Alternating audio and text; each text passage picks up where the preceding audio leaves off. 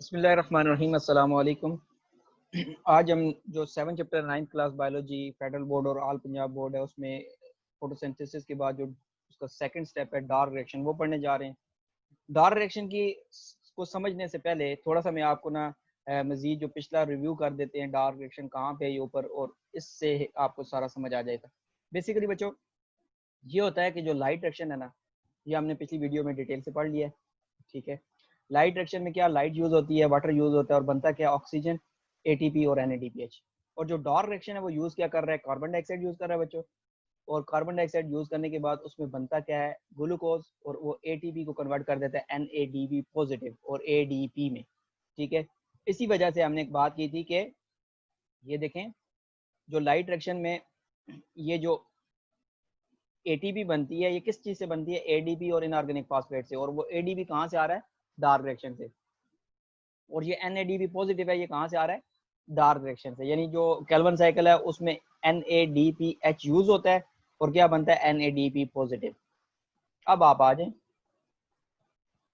इसके total 3 steps हैं। ठीक है, मतलब ये 3 स्टेप्स के अंदर और एक डायग्राम है, उसको हम समझेंगे और इंशाल्लाह हम अपने लेक्चर को एंड करेंगे।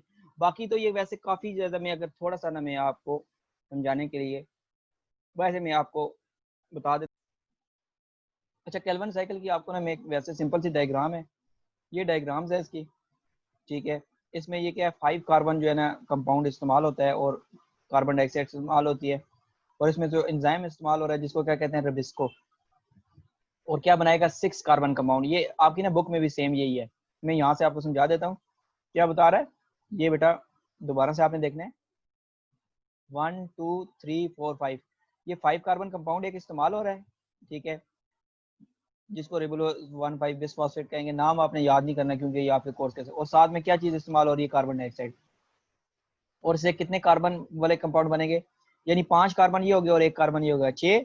टोटल कितने बच्चे बन गए, 6 कार्बन।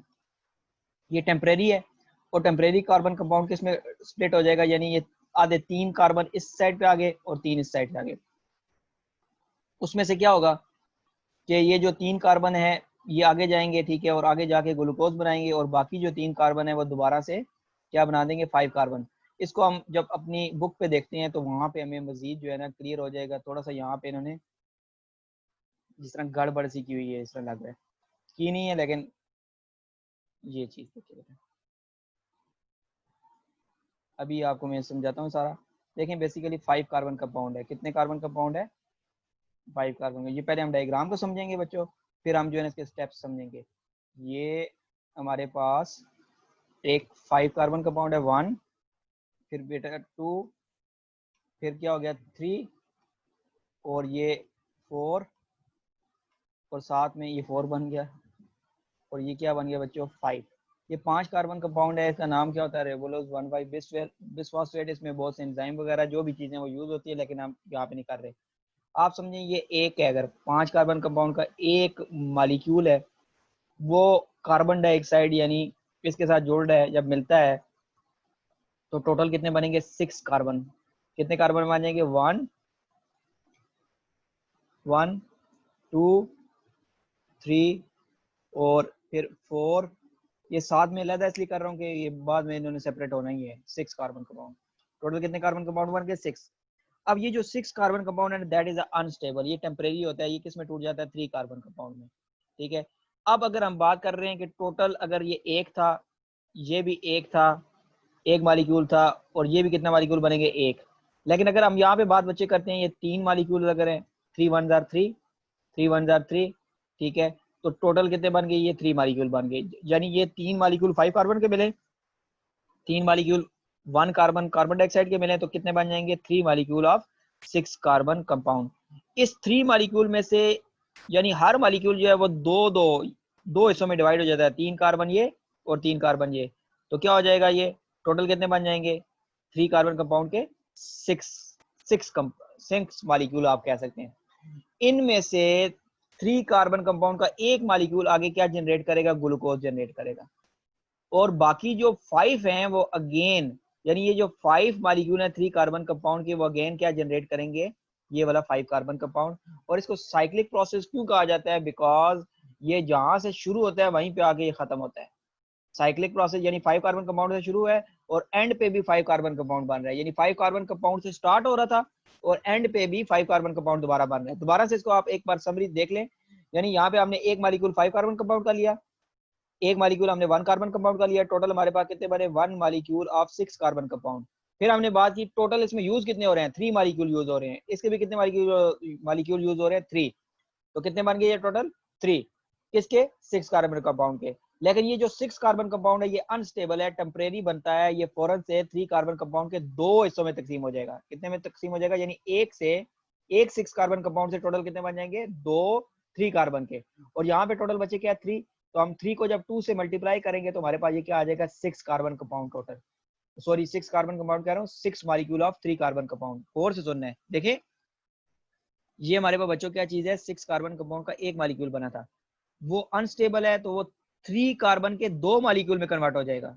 देखिए ना ये 3 कार्बन के 2 मॉलिक्यूल में कन्वर्ट होगा, एक ये मॉलिक्यूल है और एक ये, टोटल कितने हो गए 3 कार्बन के 2 मॉलिक्यूल, और टोटल ऊपर कितने यूज हो रहे थे 3, तो 3 को आपने जब 2 से मल्टीप्लाई किया तो क्या आ जाएगा 6 में से एक जो है वो बच्चे ग्लूकोज बनाएगा, ग्लूकोज बनाने के लिए आगे जाएगा, और बाकी जो 5 हैं वो दोबारा से अगेन इस कंपाउंड को रीजनरेट करेंगे।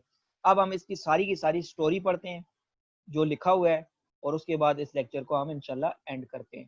ठीक है, आपने ये बच्चे देखना है, सबसे पहले तो ये केल्विन साइकिल जो है ना, detail of dark reaction was discovered by Melvin Calvin and his colleagues at University of California, और इसने एक साइक्लिक प्रोसेस इसको कहा जाता है, और ये उसने जो डिस्कवर किया बेटा, ये इस पे उसको नोबेल प्राइज भी दिया गया है। ठीक है, और इसमें क्या कह रहा है ये आपने देखना है, CO2 molecule are combine with 5 carbon compound form are to temporary 6 carbon compound which split into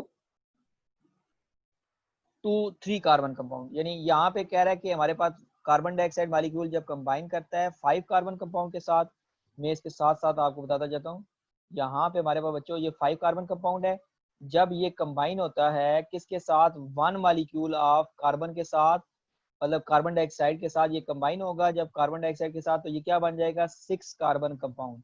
कितना बन जाएगा 6 carbon compound, that is a temporary carbon dioxide molecule combine with 5 carbon compound to form are 2 temporary 6 carbon compound each of which is split into 3 carbon compound। ये 2 temporary जो है ना इन्होंने आपने यहाँ पे इसको आपने छोड़ देना। ठीक है, वैसे बनता है एक ही है, अगर 5 कार्बन कंपाउंड है और एक कार्बन डाइऑक्साइड है तो कितना एक ही मॉलिक्यूल 6 कार्बन कंपाउंड का बनाएगा।